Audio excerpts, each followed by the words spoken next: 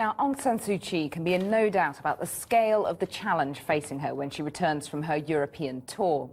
Burma's Rohingya people are amongst the most persecuted on earth. Burned out of their villages, hiding in the jungle, and now turned away from where they might find sanctuary. Recent violence has forced 90,000 from their homes. And as our Asia correspondent John Sparks now reports, many are making the perilous journey from Burma by sea across the Naf estuary to Bangladesh, where they're being turned away to an uncertain fate. At the end of a jetty on the coast of Bangladesh, the sound of misery rises up above the wind and the waves.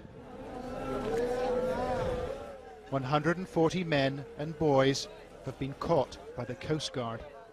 They're Muslims from neighbouring Burma, and they're pleading and praying for their lives. "Oh Allah, save us, they cry. But the officers aren't listening. After weeks of violence in northwest Burma, members of the Muslim minority, called the Rohingya, are trying to flee. But no one wants them. An officer takes photos. His colleagues hand out water and a packet of rice. And then they order the group back out to sea.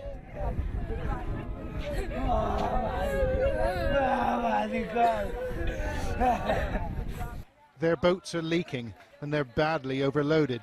But it's not the voyage these men fear most. It's returning to Burma. "They'll kill me," says this man. An officer from the Coast Guard replies, "Allah will save you. Now go back." In Burma's Rakhine state, the fires have been burning for weeks. Homes have been razed and lives taken by hate-filled mobs.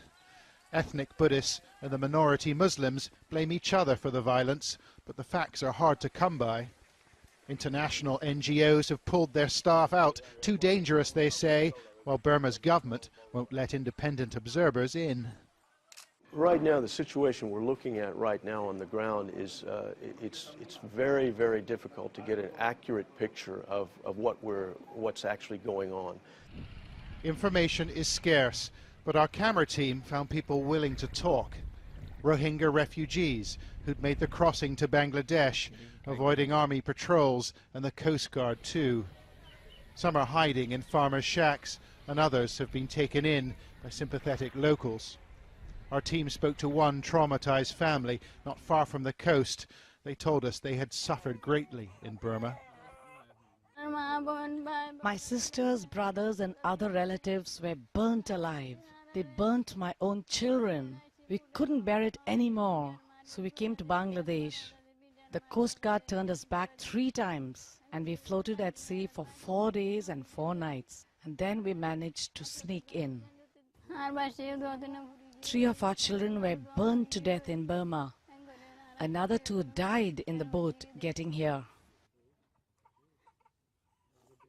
Like other Rohingya refugees, members of this family told us that policemen and members of the military in Burma took sides, participating in attacks on Muslims. Muhammad Islam says he saw a Burmese helicopter attack boats packed with refugees. There were 3 boats together when we set off, and another 3 followed us. The 3 boats that lagged behind were attacked by a helicopter and caught fire. He thinks almost 50 people were killed, although Burma has denied the allegation. The helicopter was circling in the sky. We saw something reddish fall on the boats, and instantly they exploded into flames. 300,000 Rohingya already live in Bangladesh, many in this desperately overcrowded refugee camp. And the government here says it won't take any more. The Rohingya are Burma's problem. But some have made it through, like these famished refugees eating rice on the floor of our team's hotel room. Everyone wants to take shelter in Bangladesh, but they can't get in. The police are everywhere.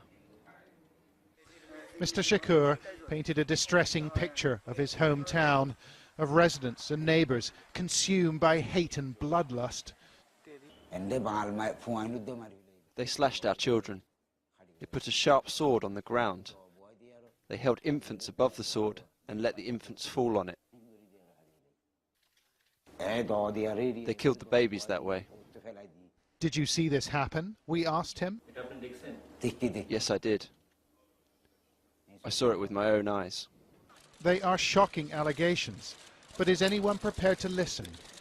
Burma's opposition leader, Aung San Suu Kyi, was feted in Europe for her stand against the country's military leaders, but she chose not to speak up for the Rohingya last week. She said she didn't know whether they were Burmese. We don't know what happened to the men and the boys we filmed on the jetty in the Bangladeshi town of Teknaf.